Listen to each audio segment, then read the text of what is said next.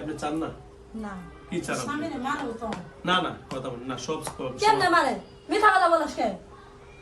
বলো বলো কোনদিন মারা নাই মারা নাই কোনদিন এই মিছা কথা না, এগুলো করেন না। কোনদিন মারা নাই আরে না এই জবলা টবলা ওই যেগুলো হয় ওর সামনে উল্টা হয়, আমরা উল্টা উল্টা কথা করেন না তো, আমার কোনদিন মারা নাই এগুলো কথা বলেন না। ওকে, তো ঠিক আছে সেকেন্দার ভাই, তাহলে আজকে থেকে ইনশাআল্লাহ ওরা স্বামী স্ত্রী ভালো থাকবে, আর কি জানি সাদিয়াও ভালো থাকবে। আর যে কবিরা যে কাজ করছেন সেটার জন্য আপনি যেহেতু মাফ করবেন না, আল্লাহর কোরআনের আইন অনুযায়ী আপনি যদি পারেন বা আপনাদের বিচারে যদি তাকে কোনো শাস্তি দেওয়ার থাকেন সেটা দিয়ে দিবেন। কারণ পাও কাছে পার উপর অতিরিক্ত শাস্তি দেওয়া যাবে না, অতিরিক্ত শাস্তি দেওয়া যাবে না। আল্লাহ রাব্বুল আলামিন বলেছেন যাকে যতটুকু ব্যথা দিয়েছে তাকে তুমিও ততটুকু ব্যথা দিতে পারবে, তবে তোমার জন্য উত্তম হলো আসছেন কামা আহসানাল্লাহু ইলাইহি, উত্তম প্রতিদান হলো তাকে ক্ষমা করে দেওয়া। তাকে কি করে দেওয়া? ক্ষমা করে দেওয়া।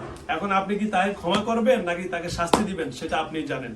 কারণ যে পরিবারে যে মারা গেছে সেই পরিবারে যদি তাকে মাফ করে দেয় তাহলে তার হত্যা থেকে সে কি হয়ে যাবে? মুক্তি পেয়ে যেয়ে যাবে। মানে আপনি যদি আমি তাহলে হাঁটতে পারি না, হ্যাঁ আমি কেমনে শাস্তি দিব? আপনি শাস্তি দিবেন। আচ্ছা আপনি দিতে চাইলেন আপনি দিবেন। আচ্ছা ঠিক আছে, আল্লাহ রাব্বুল আলামিনের উপর ভরসা করে যদি আমার যেটা সাধ্যের ভিতরে আছেন এবং এদের সাথে পরামর্শ করে আমি ঠিক করবো ইনশাআল্লাহ। ঠিক আছে।